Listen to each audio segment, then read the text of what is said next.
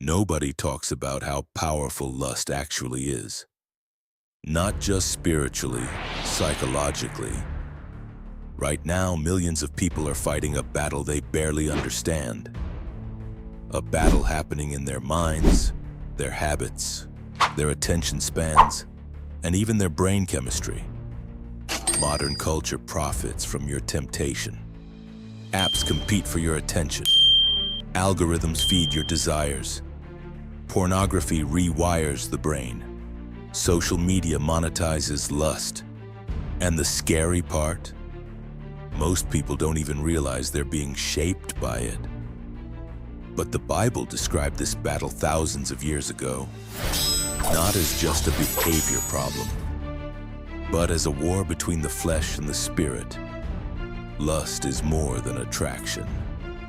Psychologically, lust thrives on novelty, stimulation, fantasy, and instant gratification. Every time a person feeds lust repeatedly, the brain releases dopamine, the neurotransmitter tied to reward and motivation. The problem is, dopamine was never meant to be constantly overstimulated. The more stimulation the brain receives, the more it begins craving stronger stimulation. That's why temptation escalates. What once shocked you eventually becomes normal. What once convicted you, slowly stops bothering you. That's how people become trapped. The Bible explains this progression clearly. Then desire, when it is conceived, gives birth to sin, and sin, when it is fully grown, brings forth death. James 1:15. Notice the progression. Desire, then sin, then destruction. Sin grows when it's fed. Modern culture doesn't fight lust, it engineers it. One of the biggest lies people believe is this: if I'm tempted, something must be wrong with me. But temptation itself is not sin. Even Jesus was tempted. You can barely open an app without temptation being pushed into your face. Entire industries are built on capturing attention through desire, because lust keeps people consuming. For we do not have a high priest who is unable to sympathize with our weaknesses, but one who in every respect has been tempted as we are, yet without sin. Hebrews 4:15. Temptation becomes dangerous when it's entertained repeatedly. Psychologists call this reinforcement. The brain learns through repetition. What you repeatedly expose yourself to shapes your desires. That's why habits become automatic. That's why lust can start feeling uncontrollable.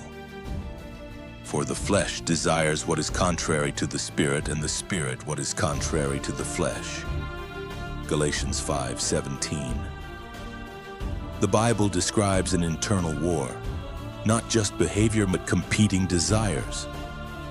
And honestly, a lot of people aren't addicted to lust. They're addicted to escape. Escape from loneliness. Escape from rejection. Escape from stress. Escape from emptiness. Lust becomes emotional self-medication. Never in human history has temptation been this accessible. Previous generations had to seek it. Now it seeks you. Algorithms learn your weaknesses. Apps study your attention. Companies profit from keeping people emotionally reactive and visually addicted. And over time, constant stimulation damages the ability to appreciate real connection. That's why many people feel emotionally numb. The brain becomes conditioned for instant gratification instead of genuine intimacy. I will set before my eyes no vile thing. Psalm 101:3. Above all else, guard your heart, for everything you do flows from it. Proverbs 4:23. What enters the mind eventually shapes the heart, and what shapes the heart eventually shapes behavior. The danger of lust isn't just physical. It changes how people see others. Instead of connection, people become consumption. Instead of intimacy, fantasy. Instead of love, selfish gratification. And eventually, people lose peace. But I tell you that anyone who looks at a woman lustfully has already committed adultery with her in his heart. Matthew 5:28. Jesus wasn't just talking about actions. He was exposing the condition of the heart. Because whatever controls your mind eventually controls your life. A person is a slave to whatever has mastered him. 2 Peter 2:19. But this story doesn't end in shame, because the Bible doesn't just expose the problem. It gives the solution.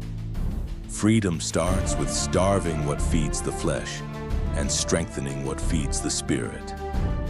Walk by the Spirit and you will not gratify the desires of the flesh. Galatians 5:16. That means changing what you consume, changing your environment, changing your habits, changing what has access to your mind. Not through willpower alone, but through transformation. Do not conform to the pattern of this world, but be transformed by the renewing of your mind. Romans 12:2. Healing is possible. Discipline is possible. Purity is possible. Not because people are strong, but because God transforms people. The real battle was never just physical. It was always spiritual, mental, emotional. And in a world constantly fighting for your attention, guarding your mind has never mattered more. Blessed are the pure in heart, for they shall see God.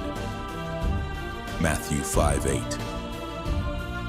What do you think is the biggest source of temptation in modern culture right now? Comment below. And if this video helped you see the battle more clearly, subscribe for more biblical psychology and truth.